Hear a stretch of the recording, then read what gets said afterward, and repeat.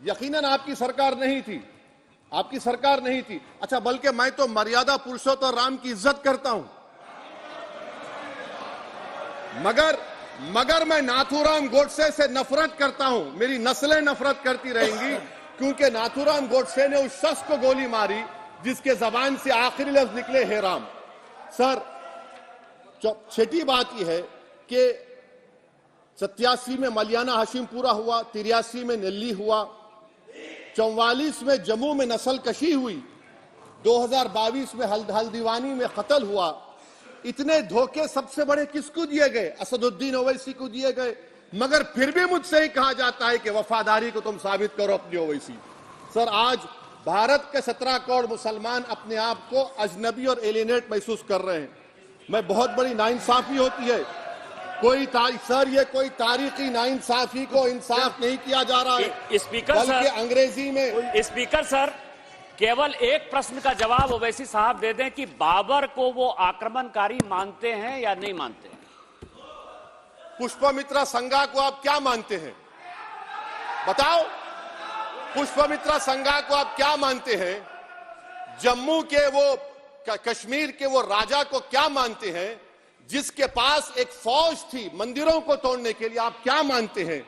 यही तो मैं कह रहा हूं कि निशिकांत दुबे 47 में आजादी मिली असदुद्दीन ओवैसी से बाबर की बात पूछ रहे हैं।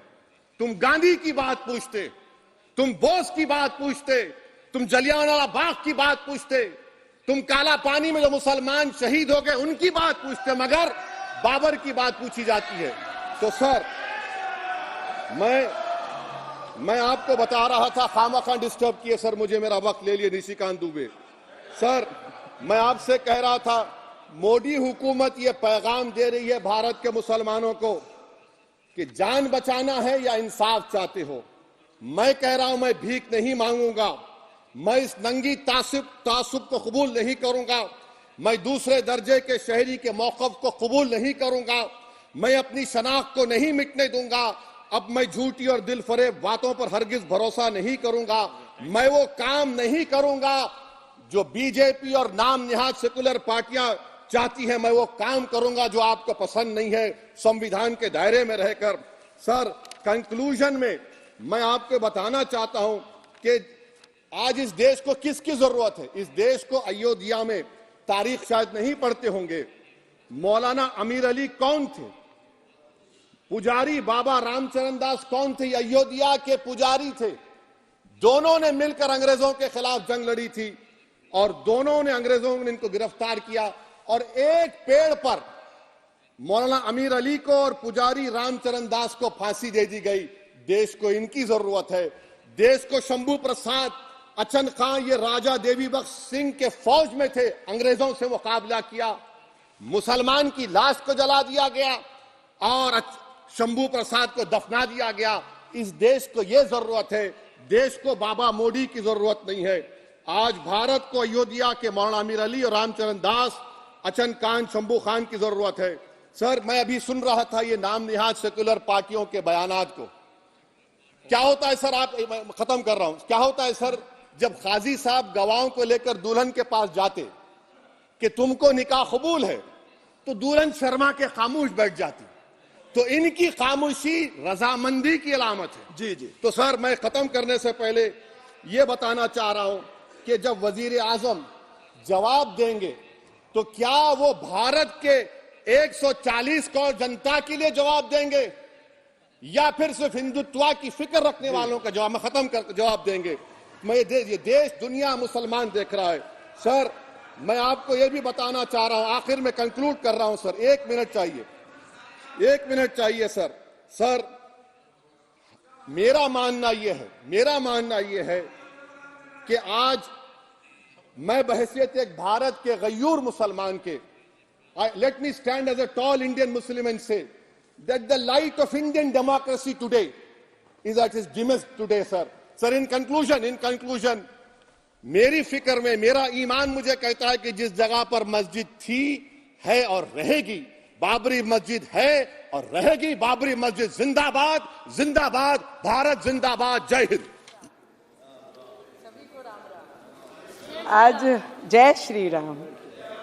मैं अध्यक्ष महोदय जी, सभी ने कई वर्षों से सुन रहे हैं, हमारे तो लोगों का जन्म भी नहीं हुआ होगा, इतने वर्षों से राम जी का वनवास इस देश के प्रत्येक नागरिक ने, और हमने तो सोशल मीडिया के माध्यम से अभी पिछले कई वर्षों से हमने राम जी के मंदिर के बारे में, उनके इतिहास के बारे में सब पढ़ना लिखना सबने शुरू किया।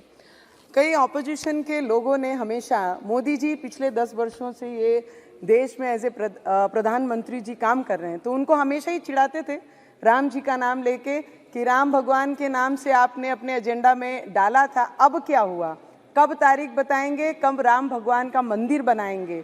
तो मुझे लगता है ऐसे बदनसीब लोग बहुत कम होते हैं दुनिया में, जिनके पास 50-60 वर्ष रहने के बाद रामलला का मंदिर नहीं बना सके, ना ही राम भगवान को उनकी जगह पे स्थापित कर सके। और ऐसे भी कई लोग होते हैं हमारे देश के प्रधानमंत्री जी जैसे, जो 10 वर्षों में तारीख भी बताई, मंदिर भी बनाया और भव्य पूरे विश्व में हमारी आस्था को कहीं मरने नहीं दिया, और मंदिर को स्थापित करके मंदिर भगवान के, राम भगवान के मंदिर में उनकी पूजा आस्था भी हुई।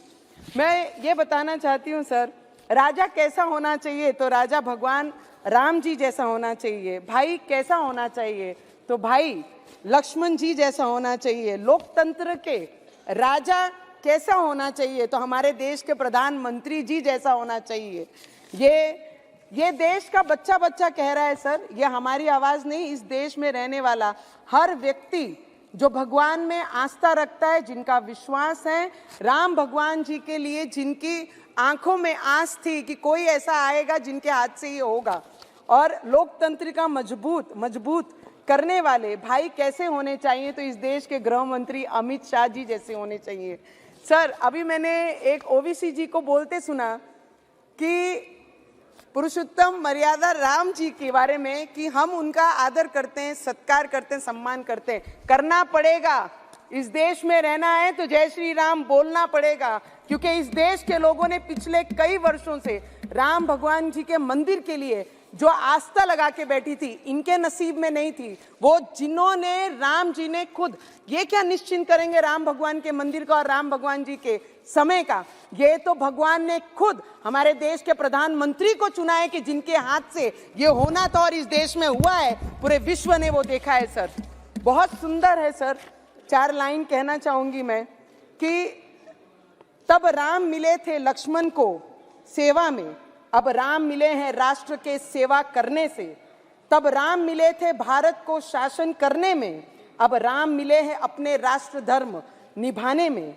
तब राम मिले थे बजरंग बली के सीने में, अब राम मिले हैं राम के नाम जप करने में।